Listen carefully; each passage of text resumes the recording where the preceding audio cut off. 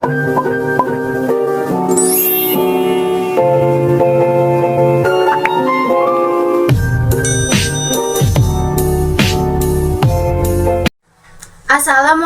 warahmatullahi wabarakatuh.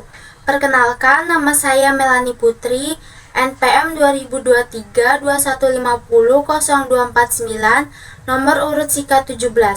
Pada kesempatan kali ini, saya akan menjelaskan mengenai politik dalam Islam, toleransi dalam Islam, dan akhlak.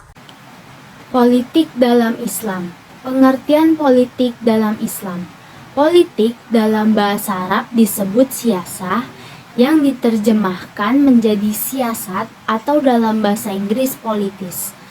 Asal mula kata politik itu sendiri berasal dari kata poli, diambil dari bahasa Yunani atau Latin, yang berarti negara kota, atau dapat juga diartikan sebagai kebijakan, kekuatan, kekuasaan pemerintah. Pengaturan konflik yang menjadi konsensus nasional, serta kemudian kekuatan masyarakat. Tujuan politik Islam. Tujuan politik menurut Islam ialah untuk membangun sebuah sistem pemerintahan dan kenegaraan yang tegak di atas dasar untuk melaksanakan seluruh hukum syariat Islam. Tujuan utamanya ialah untuk menegakkan sebuah negara Islam atau Darul Islam dengan adanya pemerintah yang mendukung syariah. Prinsip-prinsip politik Islam.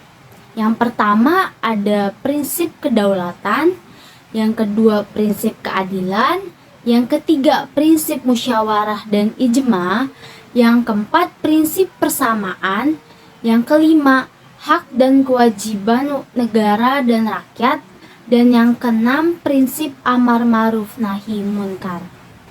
Pengertian toleransi. Toleransi merupakan suatu sikap atau perilaku manusia yang mengikuti aturan, di mana seseorang dapat menghargai, menghormati terhadap perilaku orang lain.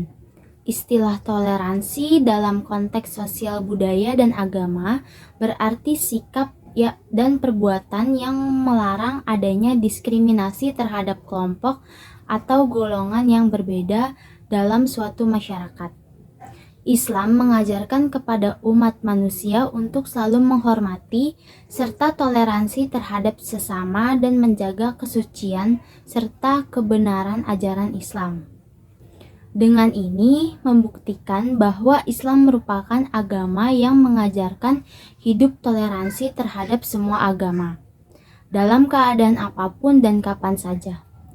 Islam sebagai agama rahmatan lil alamin senantiasa menghargai dan menghormati perbedaan, baik perbedaan suku, bangsa, dan keyakinan. Hal ini sangat jelas bahwa Islam selalu mengajarkan kebebasan berbicara dan toleransi terhadap semua pemeluk agama dan berkeyakinan serta rasa hormat bagi umat manusia tanpa membeda-bedakan satu sama lain. Konsep toleransi umat beragama menurut Islam. Konsep toleransi umat beragama Islam adalah landasan penting dalam ajaran agama Islam. Berikut adalah beberapa contoh konsep toleransi umat beragama menurut Islam. Yang pertama ada prinsip kehormatan umat beragama lain, yang kedua larangan memaksa agama, yang ketiga hak-hak warga negara non-muslim, yang keempat dialog antar agama, yang kelima kerjasama dalam hal kemanusiaan, dan yang keenam menjauhi diskriminasi. Dalam Islam, toleransi bukan hanya sekedar fasilitas terhadap keyakinan berbeda, tetapi juga aktif menghormati, memahami, dan berperilaku adil terhadap individu dan kelompok agama lain. Pengertian akhlak. Kata akhlak berasal dari bahasa Arab, jamak dari hulukun yang menurut bahasa berarti budi pekerti, perangai, tingkah laku, atau tabiat. Kata tersebut mengandung segi-segi persesuaian dengan perkataan holkun yang berarti kejadian. yang juga erat hubungannya dengan Khalik yang berarti pencipta. Demikian pula dengan makhlukun yang berarti diciptakan. Ruang lingkup akhlak. Secara garis besar, akhlak dalam agama Islam dibagi menjadi dua bagian, yaitu akhlak terhadap Khalik atau Allah Subhanahu wa taala dan akhlak terhadap makhluk ciptaan Allah.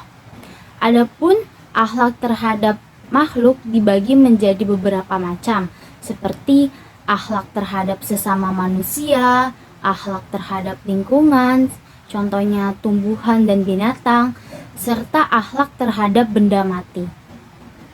Pembagian akhlak.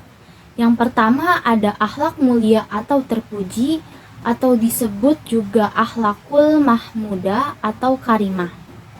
Akhlak mulia atau terpuji yaitu sikap dan tingkah laku yang mulia atau terpuji terhadap Allah, sesama manusia dan lingkungannya.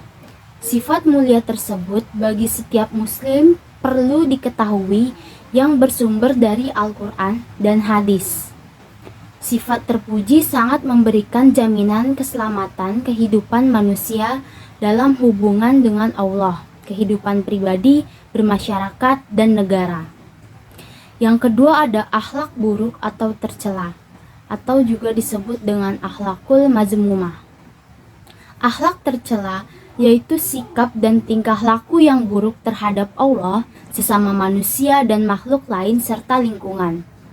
Berdasarkan pengertian akhlak buruk, maka diharapkan bagi setiap muslim menghindari sifat tercela, karena ini sangat merusak kehidupan manusia baik dalam kehidupan pribadi, keluarga, bermasyarakat maupun kehidupan bernegara dan begitu juga hubungan dengan Allah.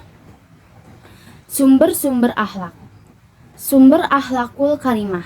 Sumber akhlak adalah yang menjadi ukuran baik buruk atau mulia dan tercela. Al-Quran dijadikan sebagai patokan utama untuk memperbaiki akhlak, dimulai dari akhlak pribadi, keluarga, dan seterusnya hingga lingkungan tempat tinggal maupun lingkungan pekerjaannya.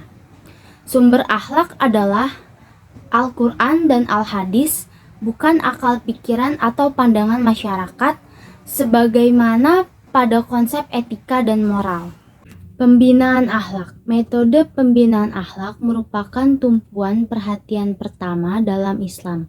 Hal ini dapat dilihat dari salah satu misi kerasulan Nabi Muhammad SAW yang utama adalah untuk menyempurnakan akhlak yang mulia.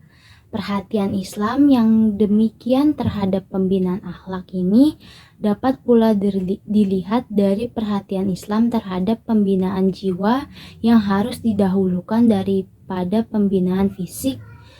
Dari jiwa yang baik inilah akan lahir perbuatan-perbuatan yang baik yang pada tahap selanjutnya akan mempermudah menghasilkan kebaikan dan kebahagiaan pada seluruh kehidupan manusia, lahir dan batin. Selain itu, pembinaan akhlak dapat pula ditempuh dengan cara senantiasa menganggap diri ini sebagai manusia yang banyak kekurangannya daripada kelebihannya.